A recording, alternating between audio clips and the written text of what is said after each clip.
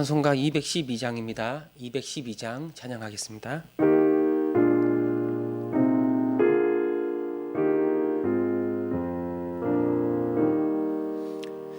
겸손히 주를 섬길 때 괴로움이 많으나 구주여 내게 힘 주사 잘 감당하게 하소서. 인자한 말을 가지고 사람을 감화시키며 갈 길을 잃은 무리를 잘 인도하게 하소서. 구주의 귀한 인내를 깨달아 알게 하시고 굳건한 믿음 주셔서 늘 승리하게 하소서. 장래의 영광 비추사 소망이 되게 하시며 구주와 함께 살면서 참 평강 얻게 하소서.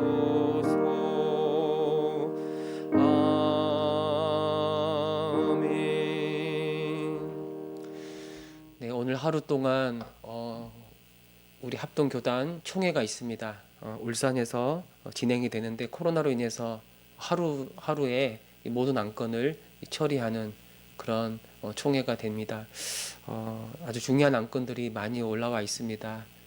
이걸 어떻게 해결하느냐에 따라서 어떤 결정을 내리느냐에 따라서 각 지역 교회에 아주 큰 영향력이 미치고 교회 여러 가지 가야 할 길들이 결정이 되는데, 하나님께서 이번 총회에 참석하는 우리 모든 목사님들 또 장로님들 그들의 마음과 생각을 주장하여 주셔서 하나로 모아지게 하시고, 그래서 어떤 인간적인 어떤 세상적인 뜻을 구하는 게 아니라 정말 겸손히 엎드려서 주의 뜻을 구하고 주의 뜻대로 순종할 수 있는 그런 주님의 종들이 되게 해달라고, 하나님의 교회, 주님의 교회를 섬기는 주님의 종으로 부르심을 받았는데 겸손히 주의 뜻을 행하며 나아가는 그런 이 목회자들 또 장로님들이 되게 해달라고, 오늘 진행되는 모든 총회 일정을 기억하면서 함께 기도하겠습니다.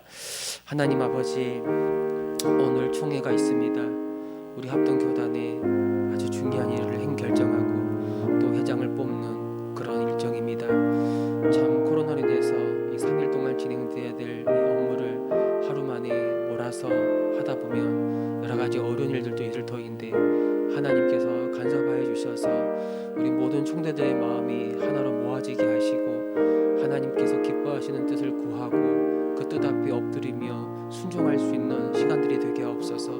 총회의 결정이 각 지역 교회에 영향을 미칠 수 없기에 그들의 결정과 판단이 너무나 중요합니다. 두렵고 떨리는 마음으로 하나님 앞에 서게 하시고 그들의 생각 하나하나와 말 하나하나가 하나님 앞에, 교회 앞에 부끄러움이 없도록 아버지께서 인도하여 주시기를 원합니다.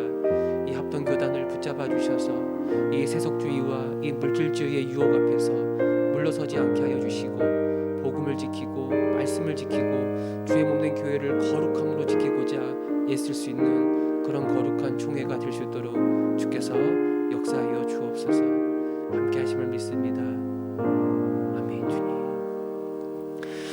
하나님 아버지, 오늘 총회가 있습니다. 코로나로 인해서 하루에 모든 안건을 처리해야 되는 그런 상황 가운데 있지만 하나님 큰 은혜 베풀어 주셔서 잘 감당하게 하시고 총대로 참여하는 목사님들과 장로님들의 마음을 열어주시고 정말 그들의 결정 하나하나 그들의 말 한마디 한마디가 각 지역교회에 아주 큰 영향력을 미친다는 것을 기억하고 두렵고 떨리는 마음으로 주 앞에 설 수 있도록 인도하여 주옵소서.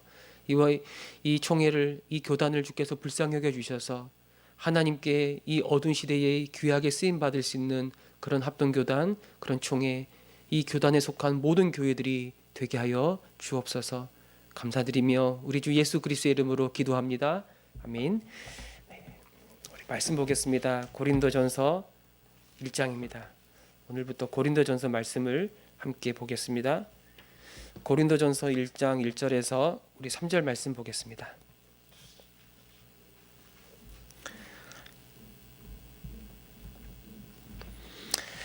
우리 1절부터 3절 말씀을 함께 읽겠습니다. 하나님의 뜻을 따라 그리스도 예수의 사도로 부르심을 받은 바울과 형제 소수대네는 고린도에 있는 하나님의 교회 곧 그리스도 예수 안에서 거룩하여지고 성도라 부르심을 받은 자들과 또 각처에서 우리의 주 곧 그들과 우리의 주 되신 예수 그리스도의 이름을 부르는 모든 자들에게 하나님 우리 아버지여 주 예수 그리스도로부터 은혜와 평강이 있기를 원하노라. 아멘. 이 고린도 전서의 이 수신자들은 이 고린도 교회, 고린도에 있는 교회, 고린도 교회입니다. 이 고린도 교회는 이 사도 바울이 제2차 선교 여행 중에 18개월, 약 1년 6개월 동안 머물면서 개척한 교회입니다. 이 고린도는 이 아테네에서도 이 아가야 지방에 위치된 그런 이 도시인데 이 바다를 끼고 있는 그런 항구 도시로서 굉장히 이 무역이 활발하게 진행되고 그러다 보니까 여러 사람이 왕래하여 많은 사람들이 거주하고 또 경제적으로도 굉장히 부유한 그런 도시였습니다. 그리고 이제 여러 사람이 왕래하다 보니까 거기에 다양한 문화와 또 다양한 철학이 들어와 있었고 또 다양한 종교들이 아주 성행했던 그런 지역이기도 합니다. 이 바울은 이 고린도 전서를 통해서 이미 이 고린도 전서를 쓰기 전에도 지금은 찾지 못했지만 아마 다른 서신을 하나 보낸 것 같은데 그 서신에 대해서 이 고린도 교회 성도들이 여러 질문을 던진 것 같아요. 그래서 그 질문에 대해서 답변을 하고 또 그 당시 고린도 교회가 안고 있는 여러 가지 문제들에 대해서 하나하나 상세하게 답을 전해주면서 참된 교회로 세워가기를 바라는 마음을 이 서신서에 고백하고 표현하고 있습니다. 특별히 이 교회 안에 우리가 쭉 이제 앞으로 읽어볼 건데 한번 이 말씀을 알아볼 텐데 이 교회 안에 발생한 이 분열의 문제 그리고 음행의 문제 그 다음에 뭐 성도들 사이에 있었던 이 차별의 문제 그런 문제를 다루고 있어요. 이 결혼과 이혼 그 다음에 우상 제물을 먹어야 될지 말아야 될지 이런 문제들 그 다음에 예배 가운데 어떤 질서를 가지고 어떤 질서 안에서 예배를 드려야 되는지 또 아주 중요한 이 성만찬을 우리는 어떻게 생각해야 되는지 그로 말미암아 어떤 일들이 교회 안에 일어나게 되는지 또 은사에 대한 이야기 또 부활에 대한 이야기 헌금에 대한 이야기 정말 굉장히 실제 교회 안에서 일어나는 여러 가지 크고 작은 어려운 문제들에 대해서 바울은 하나하나 하나님의 뜻을 따라서 설명해 나가고 있어요. 그리고 이 고린도 교회 안에 있는 여러 모든 문제들의 이 근원적인 해결책으로서 바울은 다시 하나님의 복음, 다시 예수 그리스도의 그 십자가 복음으로 돌아오라고 이 성도님들에게 호소하고 있습니다. 사실 이 고린도 교회를 쭉 읽어가다 보면 정말 말도 안 되는 문제들, 도덕적, 윤리적 문제, 정말 하나님의 백성이 맞는가, 정말 백성답지 않는 그런 너무 이상한 일들이 교회 안에 많이 일어납니다. 왜 이런 문제들이 일어나는가? 왜 이 사람들은 하나님의 백성으로서의 그 거룩함을 잃어버리고 저 믿지 않은 자들과 동일한 모습으로 이렇게 살아가는가? 바울은 진단하기를 너희가 이 복음에서 떠났기 때문이라고 말하고 있습니다. 그 십자가 복음에서 떠날 때, 복음에 깊이 뿌리 내리지 않을 때 그들은 이 교회 안에 들어온 어떤 세속주의 철학과 어떤 그런 헛된 문화에 빠져서 죄를 짓고 교회가 분열되고 이 모든 죄악이 교회 안에 들어오게 되는 거예요. 여러분 우리가 이 복음에서 떠나면 우리는 금방 교만해집니다. 이 복음에서 멀어지면 우리 안에 분열이 일어나기 시작합니다. 복음에 굳게 서지 않으면 우리는 금세 이 세속주의와 물질주의에 빠져가지고 그저 우상숭배적 삶을 살아가게 되는 거예요. 그러나 우리가 다시 복음 위에 굳게 서 있을 때, 다시 예수 그리스도의 그 십자가 복음을 붙들고 있을 때, 우리는 이 모든 죄와 이 모든 악한 것들을 다 분별하고, 그리고 어떻게 사는 것이 가장 복된 삶인지를 보게 되는 거예요. 또한 그렇게 살아갈 수 있는 지혜와 능력도 이 복음으로부터 얻을 수가 있는 겁니다. 마지막으로 이 바울은 이 고린도 이 전서 이 말씀을 통해서 교회가 무엇인지를 또 설명하고 있습니다. 교회는 무엇인가? 교회는 예수 그리스도로 말미암아 한 몸이고, 그리고 교회는 거룩한 성전이다라고 말하고 있어요. 그래서 이 교회 안에 들어와 있는 악한 자들, 그 악한 자들을 그냥 두어서는 안 되는 거예요. 교회의 거룩함을, 교회는 거룩합니다. 교회는 거룩하기 때문에 이 거룩함을 지키기 위해서 교회는 죄와 싸우고, 하나님의 말씀을 믿지 않고 하나님 말씀에 불순종하고 하나님을 대적하는 그 사람들을 내쫓아야 된다고 말하고 있어요. 그리고 교회는 예수 안에서 한 몸이기 때문에 각 사람들이 각자 받은 은사를 잘 활용해서 서로 사랑하고 서로 돕는 가운데 예수님의 충만함 가운데 이뤄야 된다라고도 바울이 말하고 있습니다. 이걸 위해서 가장 중요한 것이 사랑이라고 그렇게 말하고 있습니다. 이런 관점에서 여러분, 이 고린도전서의 말씀은 오늘 우리들에게 하는 하나님의 말씀이라고 우리는 믿을 수 있습니다. 교회를 교회되게 하는 게 무엇인가? 또 오늘날 교회 안에서 발생하는 여러 가지 크고 작은 문제점들을 해결할 수 있는 근본적인 해결책은 무엇인가? 우리가 교회가 되었다고 말하는데 이 교회로 살아가는 이 교회적 삶, 도대체 그것은 무엇인가? 이 모든 질문에 대하여 바울은 이 고린도의 말씀을 통해서 우리에게 가르쳐주고 있는 거예요. 그 무엇보다 바울은 우리에게 예수님의 그 십자가 복음으로 돌아가라고 말하고 있습니다. 예수 믿는 신자, 예수를 믿는 이 복음을 믿는 신자는 누구인가? 그 신자는 교회다라고 말하고 있어요. 그래서 이제 예수를 믿고 예수와 연합하여 하나님의 자녀가 되었다면 신자는 절대 교회와 떨어질 수가 없어요. 그냥 구원 받았을 때, 하나님의 자녀가 되었을 때 그것 자체가 바로 교회이기 때문에 이 교회의 문제를 우리가 그냥 아무 문제 아닌 것처럼 여길 수가 없는 거예요. 그래서 이런 의미에서 우리는 이 고린도 이 전서의 말씀을 통해 교회가 무엇인지 알아야 되고, 교회를 배워야 되고, 교회로 살아가는 것이 무엇인지, 교회 안에 일어나는 여러 가지 크고 작은 문제점을 이 복음적 관점에서 어떻게 해결할지를 철저하게 알아가야 하는 거예요. 그래서 2000년 전에 하나님이 바울을 통해 이 고린도 교회 성도에게 주신 말씀이지만, 아니요, 바로 오늘 우리들에게도 하나님이 이 바울을 통해 주신 하나님의 말씀임을 믿고 우리는 이 말씀 앞에 귀를 기울여야 하는 겁니다. 1절에 보면 바울은 하나님의 뜻을 따라 그리스도 예수의 사도로 부심을 받았다라고 그렇게 말하고 있어요.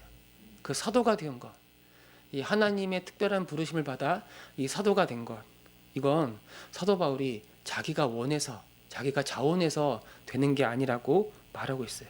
하나님의 그 원하신 뜻 안에서 그 뜻대로 사도가 된 거예요. 그러니까 나는 사도다, 나는 하나님의 부르심 받은 하나님의 사도다, 이 사도로서의 확신을 자기 안에서 찾은 게 아니라 하나님 안에서 찾았다라고 말씀하고 있는 거예요. 그러니까 하나님이 자기를 부르셨기 때문에, 사람이 부르신 것도 아니고 자기가 원해서 사도가 된 것도 아니고 하나님이 나를 사도로 부르셨기 때문에 그 확신과 담대함을 가지고 나아갈 수가 있는 겁니다. 특별히 바울은 그리스도 예수의 사도로 부르심을 받았다. 이 사도라는 말 자체가 누구로부터 어떤 특정한 목적을 이루기 위해서 보냄을 받은 자라는 의미를 가지고 있는 거예요. 누가 바울을 사도로 보내는가? 누가 보냈는가? 예수 그리스도가 보냈다라고 말하고 있어요. 그러니까 예수 그리스도의 사신, 예수 그리스도의 사도라.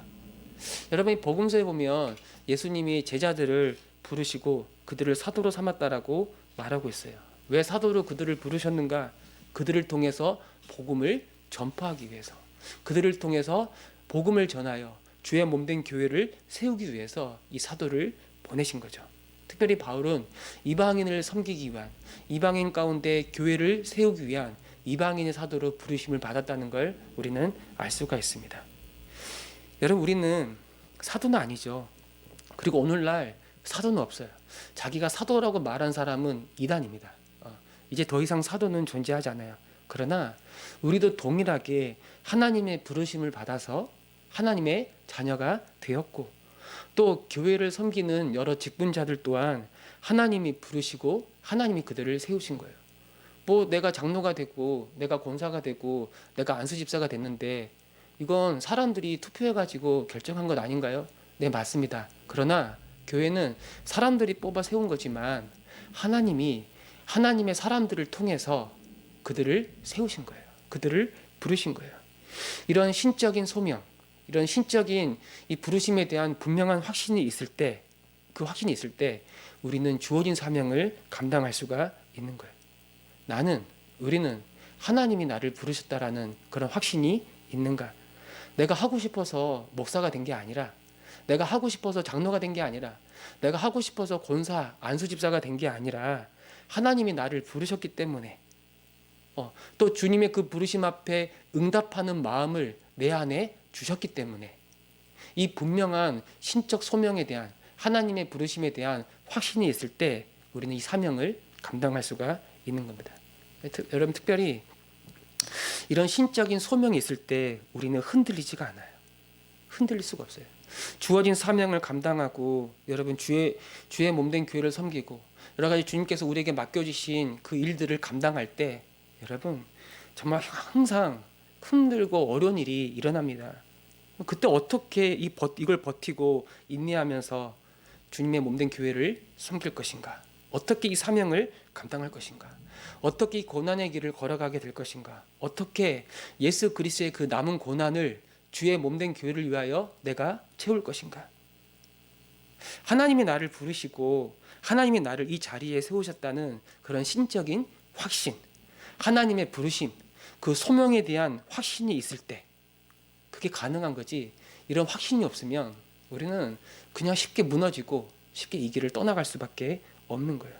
그리고 하나님이 우리를 부르셨다면, 하나님이 정말 우리를 부르셨다면 우리에게 주어진 이 사명 또한 감당할 수 있도록 우리에게 지혜와 능력과 필요한 모든 것들을 우리에게 허락해 주시는 거예요. 이 확신이 있으면 우리는 이 길을 갈 수가 있는 겁니다. 이 형제 소수대네가 나오는데 이 사람은 이 고린도 지역의 회당장이었습니다. 이 회당은 유대인들이 함께 모여서 예배를 드릴 때 그 회당을 전체를 이끌어가는 회당의 높은 그런 사람을 말하겠죠. 근데 이 사람이 바울을 만나 이 복음을 듣고 신자가 되었어요. 이 바울은 이 소수대네를 자기 형제라고 부르죠. 아마 고린도 교회 성도들은 이 소수대네가 누군지 아주 분명히 알고 있었을 것입니다. 그리고 2절에 보니까 바울이 이 고린도에 있는 교회다라고 말하고, 고린도에 있는 하나님의 교회 그렇게 이야기하고 있습니다. 고린도에 있는 하나님의 교회. 여러분, 교회는 하나님의 교회죠. 교회는 어떤 특정한 사람의 소유가 아니에요. 내가 이 교회를 세웠기 때문에 내 교회인가? 내가 이 교회를 오랫동안 섬겼기 때문에 이 교회는 내 교회인가? 아니요. 교회는 하나님의 교회고 교회는 주님의 교회입니다. 교회는 하나님에게 속해 있는 것이지 어떤 특정한 사람에게 속해 있는 게 아니에요. 그래서 이 교회의 주인이 하나님이고 교회의 머리가 예수 그리스도라는 걸 안다면 교회를 섬기는 사람들은 하나님 앞에 겸손할 수가 있는 거예요. 이건 내 교회가 아닌 거예요. 만약에 내 교회라면 내 마음대로, 내 하고 싶은 대로, 내 뜻대로 하겠지만 이 교회는 하나님의 교회이기 때문에, 주님의 교회이기 때문에 철저히 주의 뜻을 따라서, 철저히 주님의 마음을 따라서 신중하게 결정하고 판단하고 권면하고 교회를 섬겨야 되는 겁니다. 겸손한 마음을 가지고 섬기지 않을 수가 없는 거죠. 여러분, 이 바울은 사도였습니다. 이 사도를 비롯한 주님의 모든 종들은 바로 하나님의 교회를 온전케 하고 그들을 섬기도록 부르심을 받은 하나님의 사람들이지, 그 누구도, 그 어떤 사람도 교회 위에 군림할 수가 없는 거예요. 그래서 여러분, 오늘 말씀 보면은 이 교회를 섬기는 사람들의 마땅한 태도, 크게 두 가지를 말할 수 있습니다. 하나는 담대함과 확신. 이 신적 소명에 대한 부르심, 이 신적 소명과 하나님의 부르심에 대한 확신을 가지고 나아가야 하는 거예요. 그러니까 내가 가진 이 권위의 원천이 내가 아니라 또 사람들로 말미암는 것도 아니라 하나님 우리 주님으로부터 온 것임을 확신하고 그때 우리는 담대하게 나아갈 수가 있는 거예요. 그러나 또한 교회는 나의 교회가 아닌 거예요.